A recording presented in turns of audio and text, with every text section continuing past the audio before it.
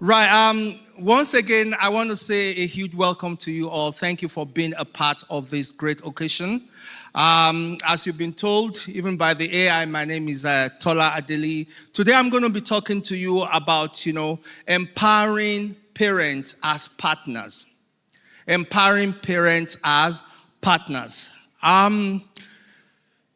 Imagine you're given a letter to say you have won a holiday to Spain, for instance.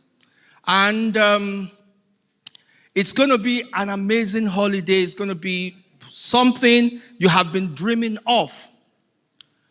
Then you get into the plane. Through the turbulence of the plane and all that, and you get to your destination. As soon as you get to the destination, you found out that it's a war zone. How are you going to feel? What's going to be your reaction to this?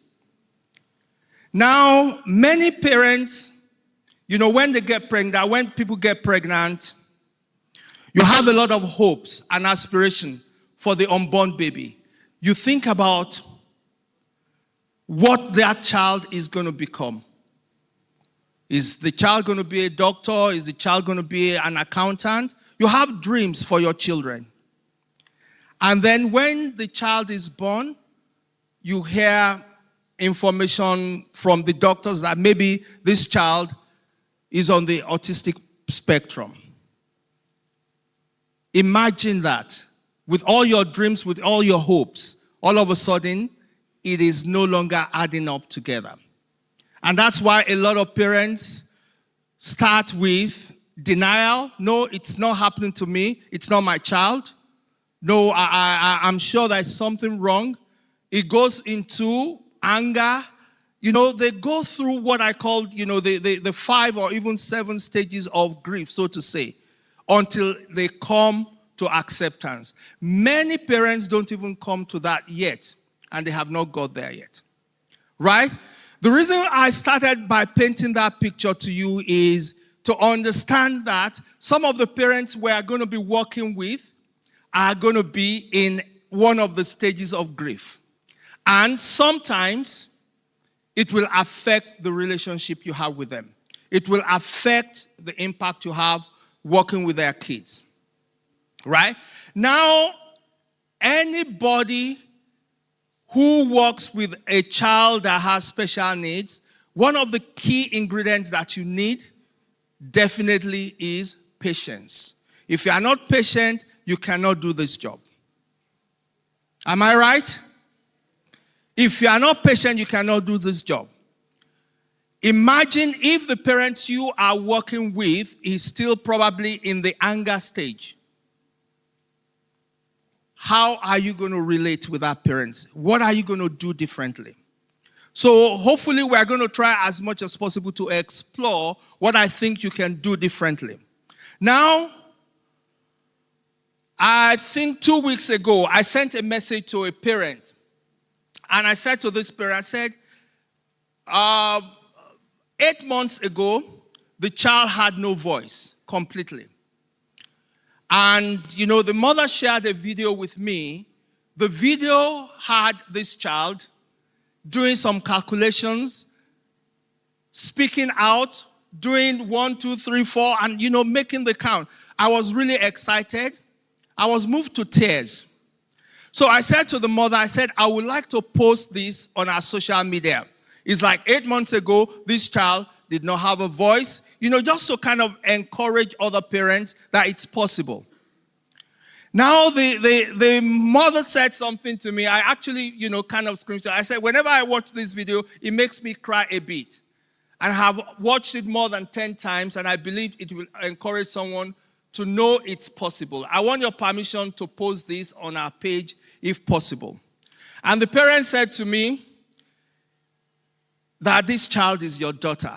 He said, do it, Father, which means giving me the permission. But the first thing that came to my mind, what kind of relationship have we built over the years that made somebody say to me, this is your daughter, do what you think it's right. That's based on the relationship that we have built over the maybe almost 2 years that we've been working together.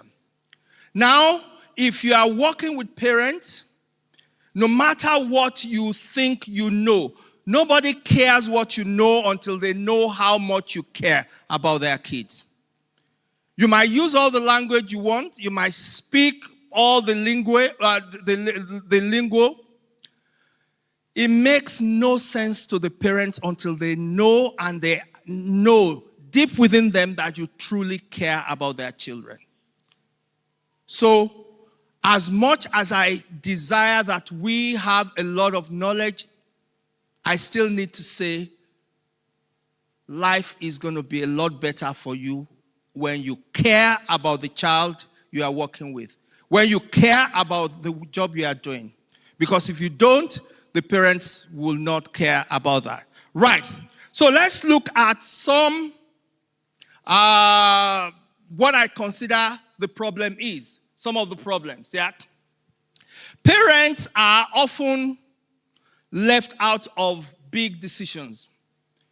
If you're a practitioner and you are not communicating enough with the parents, you are not talking to them, you are making decisions without their input, it is not going to go well. No matter how much you think you know your job, and no matter how much you think you understand your role, you cannot know that child as much as the mother. So the input that the parents put in is going to be very important. They are going to give you some insight. How many of you know that kids behave differently at home than in school? That's a fact. And if you are making decisions without bringing the parents in, Mom, what do you think about this? I'm actually considering this. What will you have us do? Give them that power. At the end of the day, it's their child. But if they always feel left, they're going to have some measure of resentment. Because it's their child. Now, confused about professional language. Many of them, they have not done ABA before. They have not done speech therapy course. They have not done. So when you speak to them in the language they understand. Don't use big languages. You talk about your extinction and all this. It doesn't make much sense to them. Use that language when you are in an interview with another professional so that they know you know what you are talking about. But when you are talking to parents, come down to their level. Speak the language they understand. Don't confuse them. Because they perceive it as you having, a bit of arrogance, so to say. Very important. Now, a lot of parents are unsure of how to support their kids at home. I had a meeting with a parent, and I said to the parent, Miss, how are you? And she burst into tears. She said, nobody has ever asked how I am doing. You know what parents do? They get so engrossed in helping their child to improve that they forget to take care of their own health. Oftentimes, the mental health is really affected. Some of them have not come to that understanding that this is a challenge that we have to. And I said, look, this is not a sprint. It is a marathon. And we are going to be there with you to run this marathon together. When they see you can identify with them, you can empathize with them, it makes so much difference. I tell you, when you work with parents that appreciate you and you appreciate them, it's another level of relationship you get into that's going to transform your professional experience. And I say this because I have heard a lot of practitioners complain. Oh, I don't even understand that woman. This woman is... Don't get me wrong. We can have parents, that speak out of frustration. Put yourself in their shoes, and you probably will do worse. So you have to learn to empathize. You have to learn to identify with them. What can we do?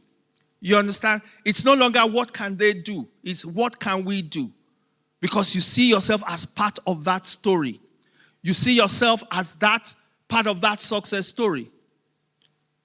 It gets to a point where they will say to you, this child is your daughter, or this boy is your son, because they have come to trust you. So be careful. Now, one of the most important points I've put here is, oftentimes practitioners, they judge parents. They don't need your judgment, right? Parents don't need your judgment. They need your guidance. They need your understanding. See, I have dealt with some parents. When I mean dealt with, I have had some parents that had so much, school considered them as problematic. And they will always say, hey, Mr. Tola, please come and talk to this parent, because, and I'll go. But once you show them that I want to give you a voice, it changes the dynamics. There is a good book. The good book says that a soft answer turns away wrath. The way you answer them, the way you respond to them, changes the game for you. It might not change it immediately, but they come to the understanding that, wow, this person is actually looking out for me. I had a parent that came to one of our centers, and the parent said to me, he said, you are the first person I went to that said yes to my child, but I could tell from the way you spoke that you are more interested in the progress of my son rather than the money you are going to get there from that relationship. And that's the truth.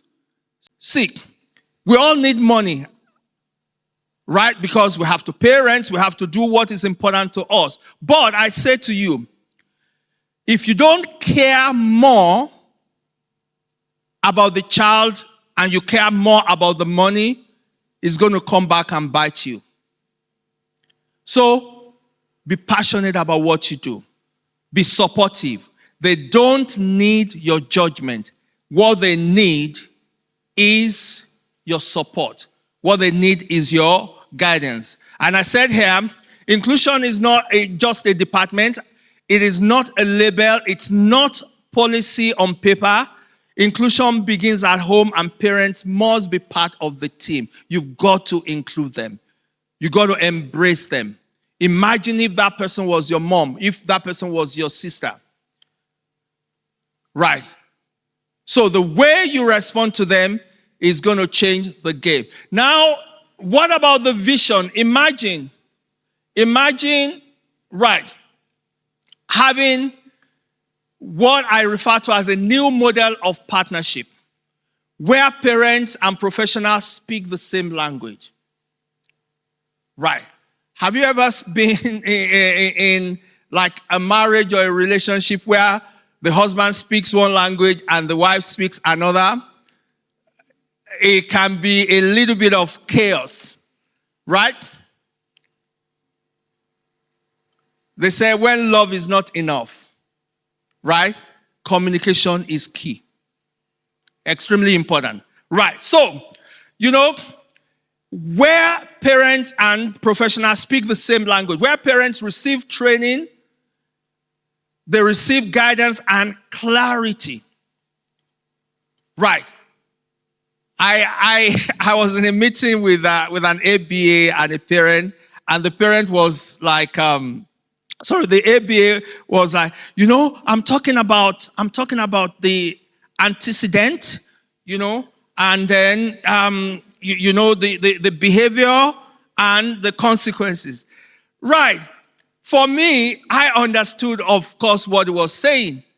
But the parents was like, what is antecedent, How is that going to help my child? is that one of the workers here? Who is this antecedent? And that's what happens when the language is different. Speak the language they understand. Like I said, if you want to show off what you know, do it with your head teacher, right? Do it with other professionals. Bamboozle them if you must, right? But when you are speaking with parents, know that they don't always understand. So also make parents active contributors to paperwork like individual educational plans. Don't do it behind them. In all the schools where I have worked, I never publish IEPs until the parents have had not just signature. Don't make them signatories to this thing. Make them part and parcel of the planning. Let them share their goals and their aspirations, for their kid. And see how, step by step, you can help them to get there. So, extremely important. Now, what parents need to actually be true partners, right? They need knowledge.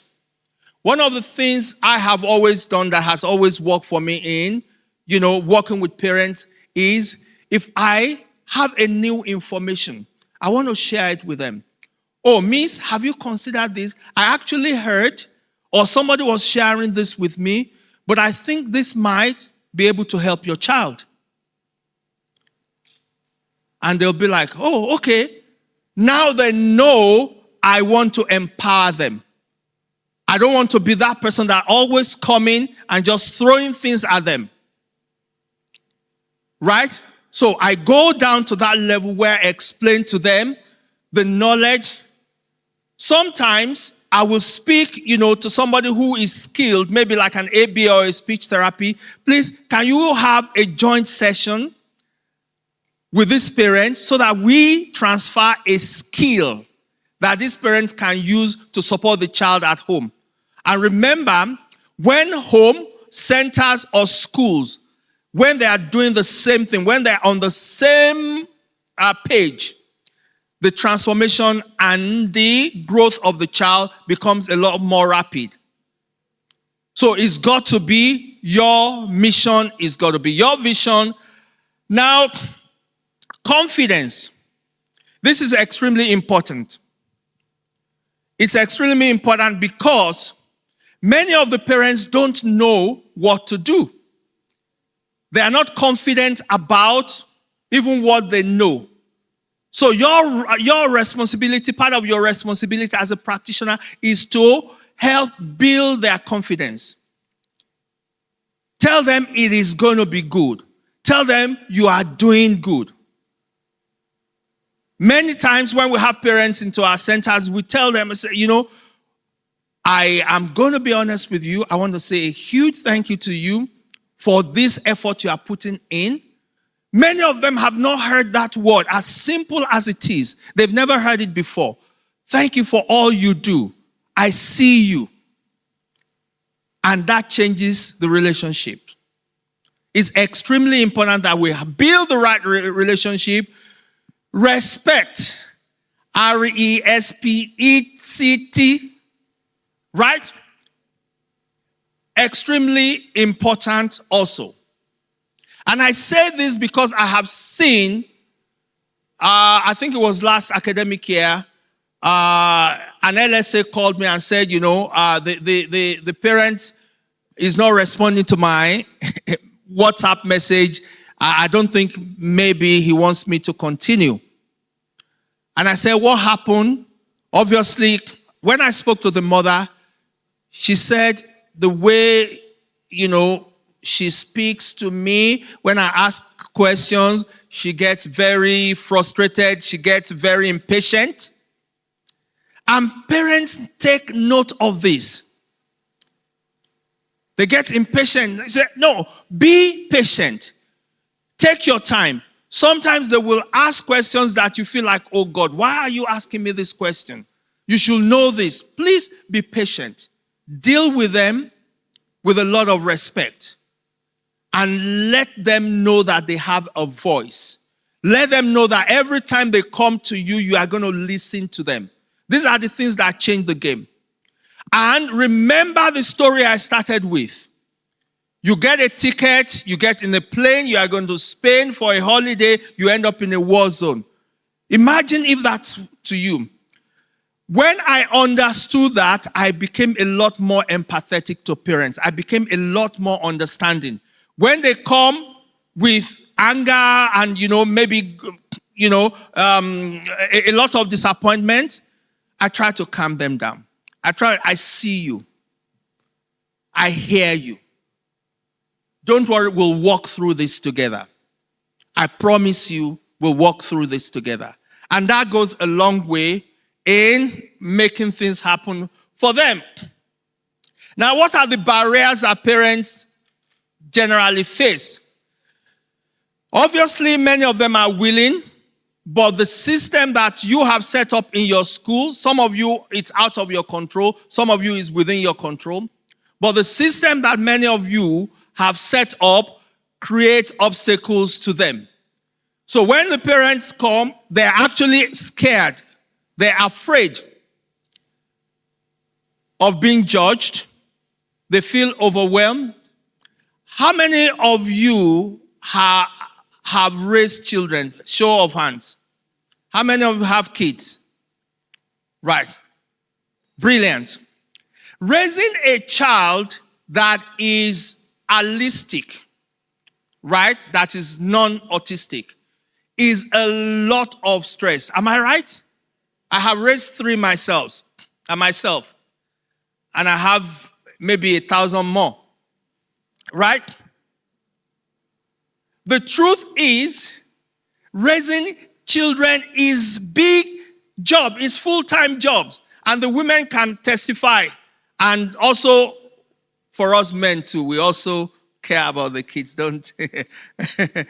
Right? But women, they feel it more. So imagine now raising a child that has special needs. A child that you smile to that does not smile back. A child that you speak to that does not speak back. The emotional stress alone is serious. It is debilitating. So that's why I want you to deal with parents, with a lot of care, with a lot of respect, with a lot of understanding, more importantly, with a lot of patience. They will push you to the limit. I promise you that. They will push you to the limit. How many of you have been pushed to the limit before, please? Yeah. So we have quite a number of people. So I think this will resonate with you. They can push you to the limit. See, when I became a Senko for the first time, this was about 15 years ago, the parent that came in, this parent has, at that time I didn't know, but later I got to know that she has 4 children. All the 4 children are severely autistic. 4 children. So the woman came and, we used to work with the Send Code of Practice, which was a UK thing, right? And the woman came to me. I had just become a Senko. I was just beginning to read the Send Code of Practice. The woman knows every page that she will say, turn to page 44. It has this. I'm like, wow, what have I got myself into? How am I? But when I understood the pain this woman was going through, the stress, we became so close that when I left that school, she came, brought me a big, brown chocolate cake, and she burst into tears. And I also started crying. Why? Because she said, I don't know who is going to support my children the way you have supported them. I don't know who is going to be there the way you have been there for us. And that's what I want your testimony to be. It's not easy. Sometimes at that time, I felt like, hitting hitting my head on the table. Right? It gets that serious. Their children will frustrate you. The parents will frustrate you. But why are we professionals? I had, the displeasure, I think this was, last academic year, with an LSA that was beating up the kids. He beat up this child, and I could not believe what I saw. And he lied. He said, no, thank God there's a camera there. And we checked the camera. We saw he was actually beating this kid. I said, please, can I have your ID card? Because that's the end. I told him, I said, if you are lucky, the parents do not press charges, because some parents will. Luckily for him, that did not happen. But what I'm just trying to say to you is, you've got to be extremely patient. And if you are struggling with anybody or anything, also have a conversation with your line manager. Seek support from your counselor if you work in a school, because it can be very intense for us also. Right. So sometimes, there is a shame or the cultural stigma. Right? These are part of some, they don't even want to talk to you. Some will send only, their house helps to go with their kids because of the stigma, because of the shame that is associated with this. And part of what we do as practitioners is to make them feel welcome enough to know that it's not a shame. Because parents are blaming themselves also. Maybe I took a medication I shouldn't have taken. Maybe that's why my child is autistic. Or maybe I had, I smoked, when I shouldn't smoke. They bring a lot of blame on themselves. So you can imagine what battle is going on in their minds. So be that person, be that shoulder they can cry on, be that air that they can speak, and give them that listening ear. Right. So many parents are doing their best in silence, right? Today, let us try and give them a voice. I'm going to be rounding up. I should be finished in the next maybe 10, 15 minutes, right? Now, the role of educators and professionals. Question that you, as a therapist or as a professional, as an educator, must ask yourself is, are we gatekeepers or are we guides? Are we guides? You need to take your role as a guide very seriously. Do we empower parents or do we intimidate them? And many of us do. Many of us do. I had a client, that I do parent representation for. She got to the school. If you see the kind of barrier they gave to her, she had to call me in tears. And I had to speak to the principal of that school that, why are you treating a parent of a special need kids like this? All they need is a little bit of guidance from you. Give them guidance. Don't intimidate them. Like your child is the only one that's doing it. Who made you that judge? Watch what you say to them. So empower them, don't intimidate them. And this one goes to what I have said before. Do we communicate clearly or in codes with your ABA stuff? Right? So extremely important that we are speaking to them clearly. Now, a few practical ways, and then I will end this, So number one, you want to teach them what to do.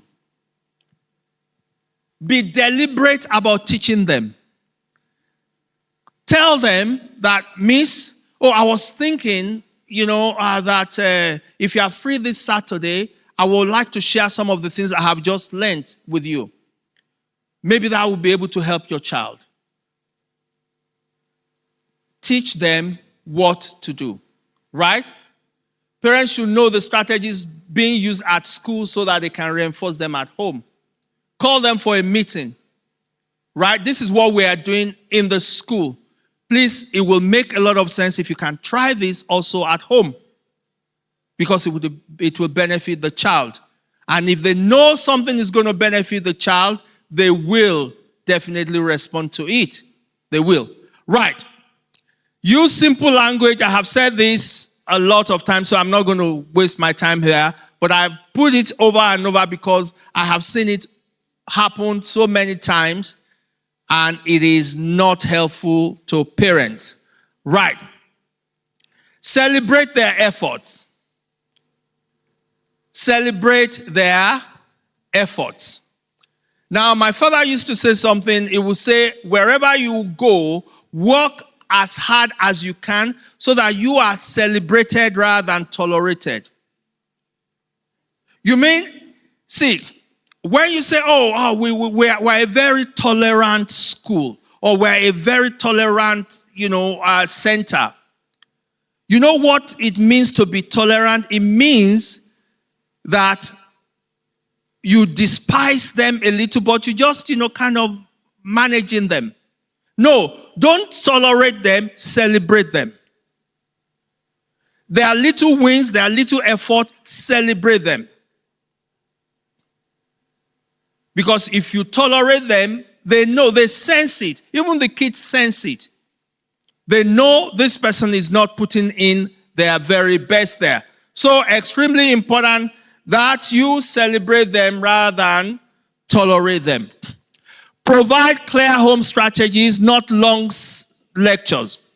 Very simple. Keep it simple. Involve parents in goal setting.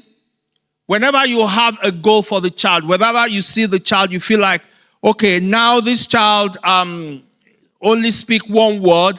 Now the next goal, we want to begin to get the child to have a few phrases. Don't just start it. Share that with the parents. Sit down, put the goals together, because it is going to benefit the child more. I used to say this, and everybody that has heard me speak to parents, I say this all the time. And I will say to them, look, see, when it comes to the support of children with special needs, I am not the most important person, right? You are important as a parent, but you are not the most important person. The most important person is the child. So whatever decision you make has to be a decision that benefits the child. And when parents know that the decision you are making is a decision that's going to benefit the children, they open up more. They become more willing to engage with you. They begin to tell you secrets you don't even know. They begin to, because when you meet parents at first, most of them don't tell you the full story. Why do they keep part of the story? Because they think you are going to judge them.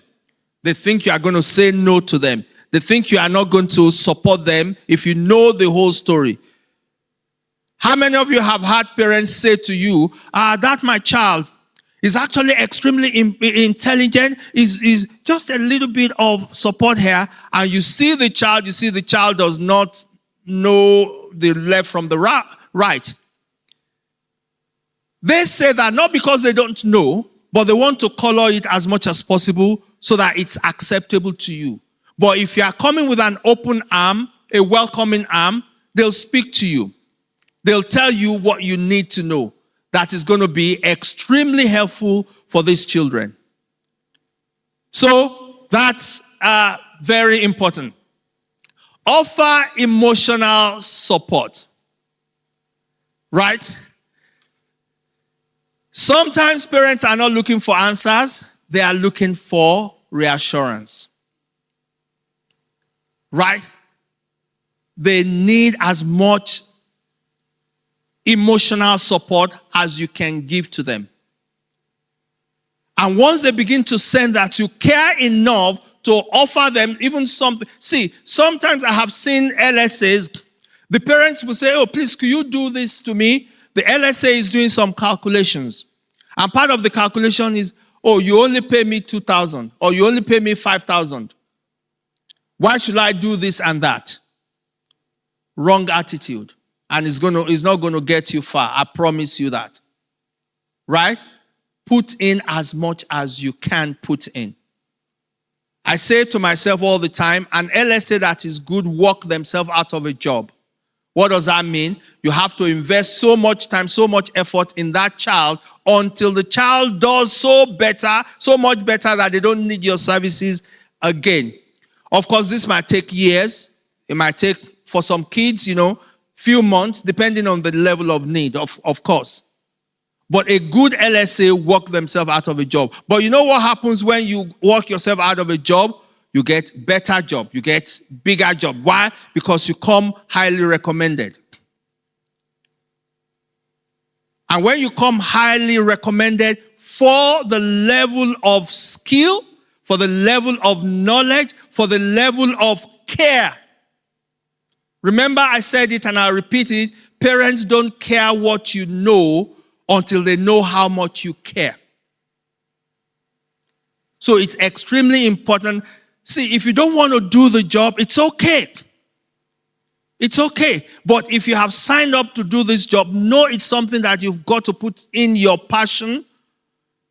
One of my mentees said to me, he said, I'm going home and I'm doing calculation. How am I going to support this child tomorrow? What am I going to do? Right?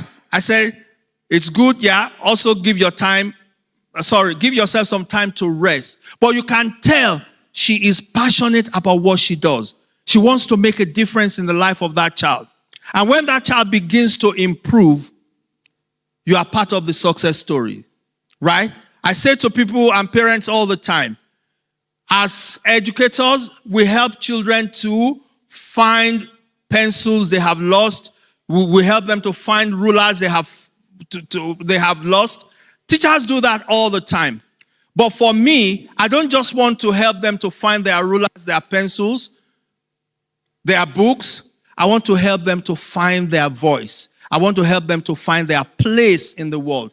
I want to help them know that they belong to the same society. That they are not somebody you keep in the house because they are on the spectrum. So we are advocates. We have to advocate for these kids. But to do that, you have to network well with the parents.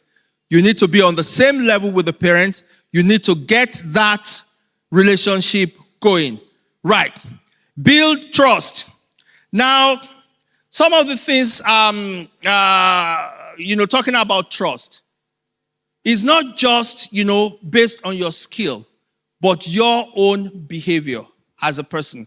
If you are somebody that tells them you are coming at 9 o'clock and you get there at 11, those little things erode trust.